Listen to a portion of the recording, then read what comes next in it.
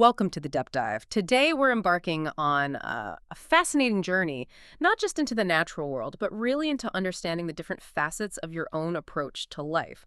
Almost like uncovering, distinct inner personas or core strategies within you. hmm And we're going to use a truly brilliant lens for this.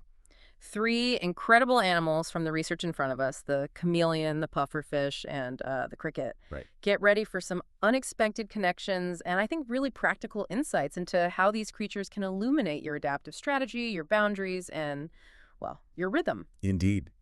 Our mission today is really to extract the most important nuggets from these animal profiles, Mm. moving beyond just their biology, to truly explore their cultural, symbolic, and psychological impacts. Okay. We'll see how their unique characteristics can be synthesized into a powerful framework for strategic thinking and action. It's about applying ancient natural wisdom to modern challenges you face every day. Okay, first up then, the chameleon. Now, when you think chameleon, like me, you probably think camouflage, right? Yeah. Straight away. Yeah, that's the common thought. But I was really struck by something in the research about their famous color changes. Yeah. It's not just blending in, is it? It's primarily for communicating mood, territoriality, even thermoregulation. Exactly. That kind of flips the common understanding on its head. What else makes them such a compelling symbol of adaptability beyond just that, surface level idea of blending? Well, what's truly fascinating here is how their biology perfectly mirrors strategic behavior. We're Mm. talking about around 200 species.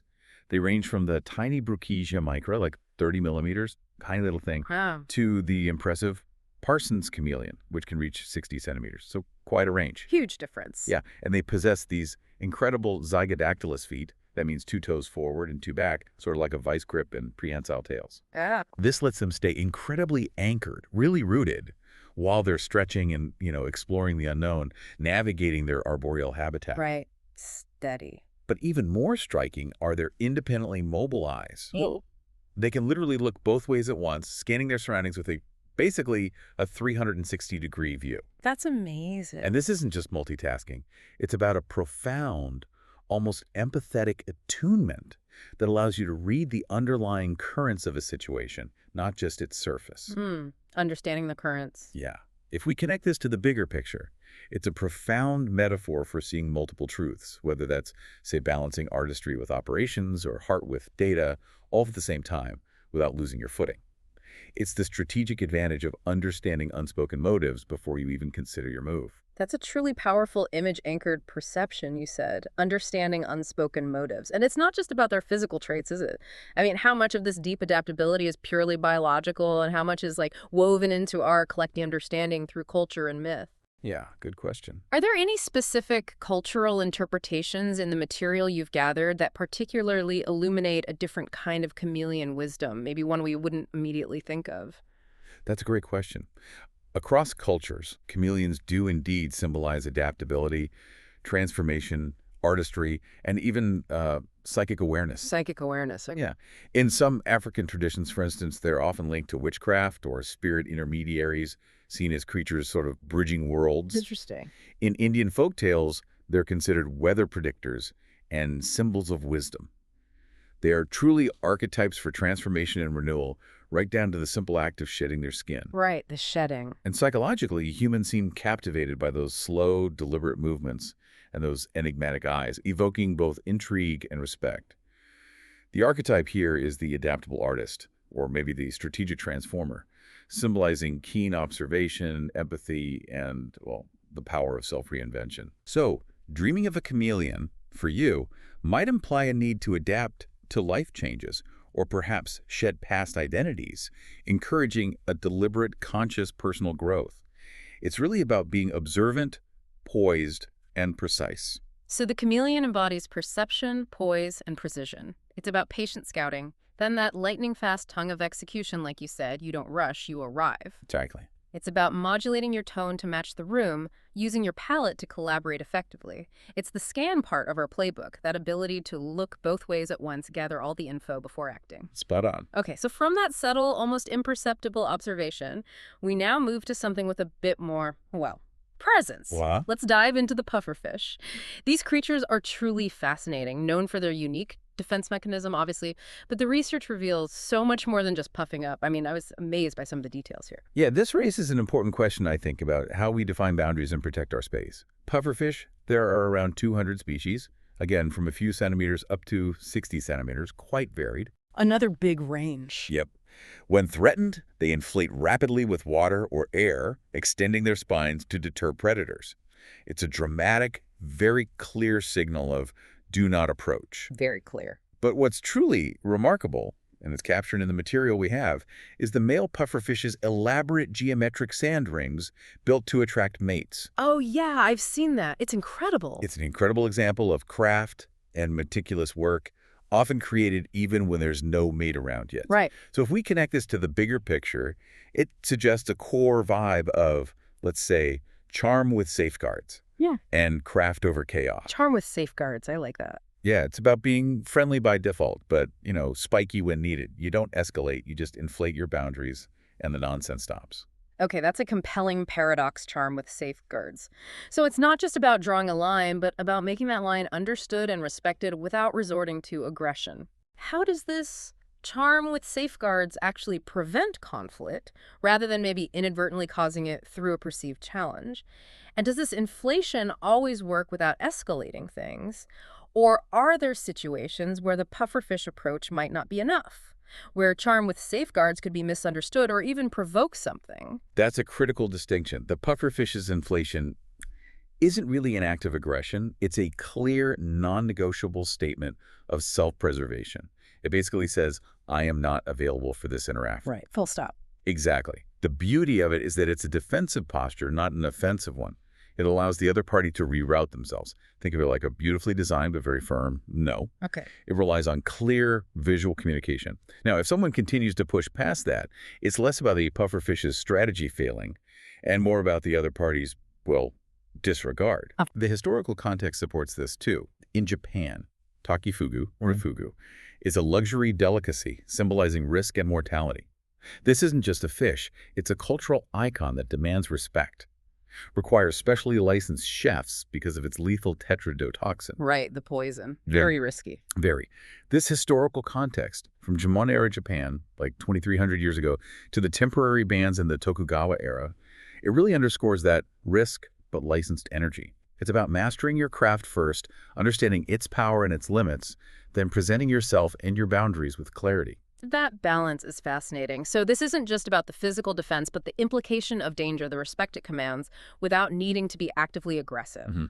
And that male sand art, popularized by Sir David Attenborough, earning them the title Greatest Non-Human Artist, that really solidifies that idea of meticulous craft alongside this potent defense. Absolutely. Psychologically, their toxicity evokes respect and wariness.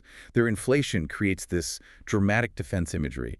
They symbolize playing with fire, danger hidden beneath maybe innocuous exteriors. Don't judge a book by its cover kind of thing. Right. A dream about a pufferfish could suggest hidden threats, perhaps, or a sudden need for personal growth and protection. It's all about occupying space with clarity. So the pufferfish symbolizes risk, but licensed. Master your craft first, then the spectacle. Small frame, big presence. You occupy space cleanly, and people reroute around your clarity. This is the shield aspect of our practical playbook, a beautiful boundary, a clear, here's what we do, here's what we don't. Nicely put.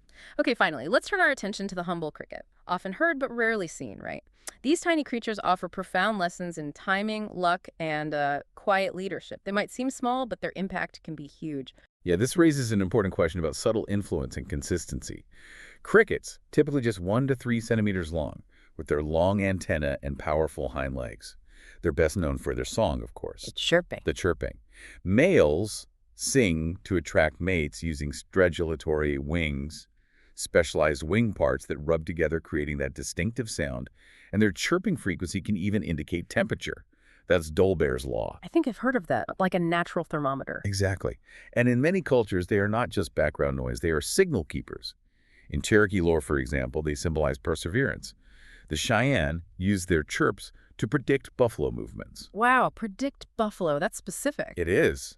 Shows how attuned they were. It's fascinating to consider how these seemingly simple creatures, often overlooked, hold such profound wisdom not just as symbols but as clear mirrors to our own potential strategies. And the research highlights their role in Chinese and Japanese culture, representing harmony with nature, often kept as pets, revered as seasonal omens. They guard hearth energy, the notes say, making projects feel lived in, safe, and oddly lucky. Much like the one in Dickens' The Cricket on the Hearth, symbolizing home comfort and good fortune. This idea of hearth energy really resonates. That consistency and rhythm is absolutely key. Psychologically, their chirping often elicits nostalgia, calm, a deep connection to nature. They're seen as nature's musicians, embodying luck, simpleness, humility, small but powerful. Yeah. Dream symbolism around crickets might indicate intuition, listening to inner voices, or maybe a reminder to appreciate simple things. They are masters of providing minimal notes with maximum meaning. Minimal notes, maximum meaning. Yeah, it's about the subtle, consistent inputs that, much like compound interest, steadily build massive momentum over time. Often so seamlessly that the steady hand guiding it goes unnoticed, yet its effect is undeniable. They're not about grand gestures. They're about the steady, reliable beat that can guide. Wow, I never thought of the cricket that way as a thermometer for teams catching morale shifts before they spike or as a source of, like, compound interest from momentum. Yeah. That's a truly fresh perspective from the material you've shared. Glad it resonates. So the cricket's core vibe is timing, luck, and quiet leadership. They set the tempo when others lose the beat, offering tiny, steady cues that move big machines. It's about minimal notes, maximum meaning. This is our signal element, the quiet, consistent hum that keeps everything moving in harmony. That's it. So, what does this all mean for you listening? Your research suggests these three animals aren't just separate entities, but they actually sort of braid inside you, forming a powerful approach to navigating complex situations, almost like activating these distinct inner personas we mentioned earlier. Let's talk about how these energies work together. Exactly. We've seen how each animal provides a unique lens. The chameleon sets the reed how you broadly perceive, choose the true tone for any situation, balancing those multiple truths we talked about. Right, the scan. The pufferfish sets the edge, clear limits, careful craft in your work, understanding consequences. That's the shield. Shield, got it. And the cricket sets the beat, the cadence, the cues, the consistency that guide action, the signal. Stand, shield, signal. Together, they form a powerful, quick playbook. Scan, shield, signal. And this isn't just theory, is it? It's incredibly practical. The material you've provided even offers situational channeling examples for how you can activate these animal energies. For instance, facing a new room, a tricky negotiation, or maybe a messy brief. You channel the chameleon. Observe first, reflect their language back, then propose a palette of constraints with one wildcard reading the room, then gently guiding it. It's about that empathetic attunement before you make your move. Exactly. And if you're dealing with, say, scope creep or those energy vampires in your week, We all know those. don't we? You channel the pufferfish. Inflate your boundaries with a calm but firm, happy to help after X is met. No spikes wasted, just a clear, polite statement that protects your space and time. It's about maintaining your integrity without confrontation, saying no without burning bridges. That sounds easier said than done sometimes, though. That inflating with clarity in a high-pressure moment. How do we practice that without feeling vulnerable? That's a perfect question, and I think the key lies in that calm but firm part. It's not about emotional reaction, it's strategic clarity. You present your boundary as a fact, not a feeling.